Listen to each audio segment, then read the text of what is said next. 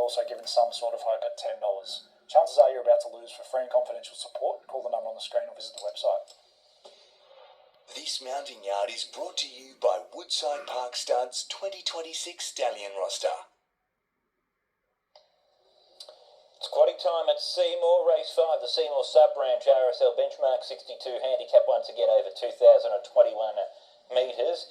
Kicking off our preview with the 1, Kiss My Rock.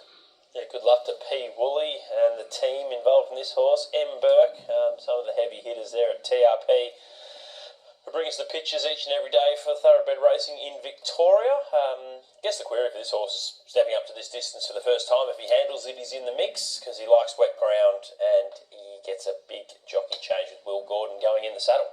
We heard earlier from Ben Hayes. He's part of the training trio that have Legend Beast in this event, who we fit a third up, and I think he's going to appreciate the rise in distance. You've got to respect that Hayes-Mott combination. Jamie Mott going on from an apprentice is a big tick, but he needs to improve pretty sharply off the last run.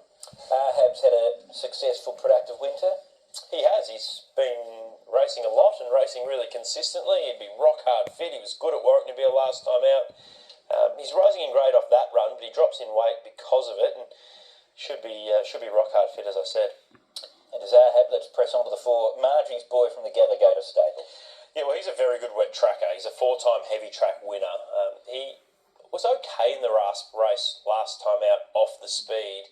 Maybe he's an older horse he's looking for further. Whether he's always been bred to stay, isn't he? He's by Havastan. Hasn't ever got there because he's been so sharp over the shorter distances. But maybe as an older horse, that's what he's looking for. He's still got to prove that. So that's the query with him. Can he handle this rising trip? He's a long story short, that type of horse that has a bit of upside. I think so. He appreciated being ridden positively to win his maiden. It wasn't a strong race. The third horse has won, well, both second and third have won since out of the race, despite it being a pretty weak maiden. He appreciated going forward there and was way too good for them on heavy ground 2 starts ago. Well, he didn't begin all that brilliantly, and he was out the back last time and still finished off strongly. I like that versatility shown. In a race without speed here, I'd love to see Luke Curry, now that he's had the 2,000 metre run, ride him nice and aggressively up on the speed. If that's the case, I think he's going to be quite hard to beat. The Kavanagh saddle up at the 6, and Factor. Well, it's 4 weeks between runs and he's 530 days between wins. However, he is building up nicely, like 2,000 metres is what he's looking for. And I think for Brad Wheeler, he'll be midfield or maybe even a touch closer than that. And he can run well.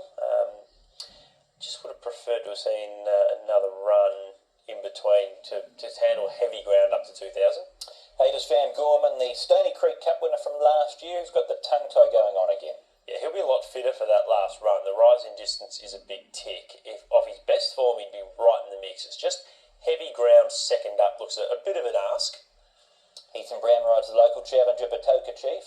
Don't know what happened last time. He was well below his best there when in single figures at Geelong. He made an early move, got caught wide early. So if we ignore that run, pretty good, narrowly beaten at Sandown 2 starts early. So if we ignore that run, pretty good, narrowly beaten at Sandown 2 starts ago, and I do prefer him at 2,000 metres than I do it at 2,400. So wet ground, no issue for him. Ethan Brown going on, a big tick. I've got him in my top 4. AJ Tyndale's got a couple of runners in this race. The second of those is Newcomb. Yeah, so who drops in weight after contesting 56 grade last time out. Not exactly sure about the rise in distance. Breeding suggests it should be okay, but 1 from 21 overall, rising in class of the Knox. Damien Lane rides the Price and Kent runner, Stefani. Maybe I went a run too early last time. I quite liked the first up effort, fastest last 200 metres of the race in the inferior part of the track at Seymore. Then at double figures I thought was over the odds last time, and she just never warmed up. Didn't do much at all, was well beaten. So was that because she was looking for further, or just because she's a bit one-paced? If it was the former, and it was staying at 1,600 was not what she was looking for, and she's just looking for further. Off the first up run, she's a great winning hope in this, but off the last run, she's short enough. 14 is out, 15 is verified to expand upon the point that Big Kalusi made, hasn't won for 840 days. That was at Flemington as a 3-year-old when he last won, so he's always had a fair bit of talent. His last few starts have been pretty good. You know, what I think have been weaker races, so 56 grade, and then a 62 at Swan Hill last time out. 57.5, Johnny Allen, wide draw's probably a tick for him. I think he's one of the better winning chances in the race. It's just, do you want to take those sort of odds for horses 2 from 36, and usually always in the market, getting right back to last does it a little bit wrong. So I could have put him, his name wasn't verified, he didn't have the rap sheet he did, he almost could have put him on top. But long story short, it's got more upside.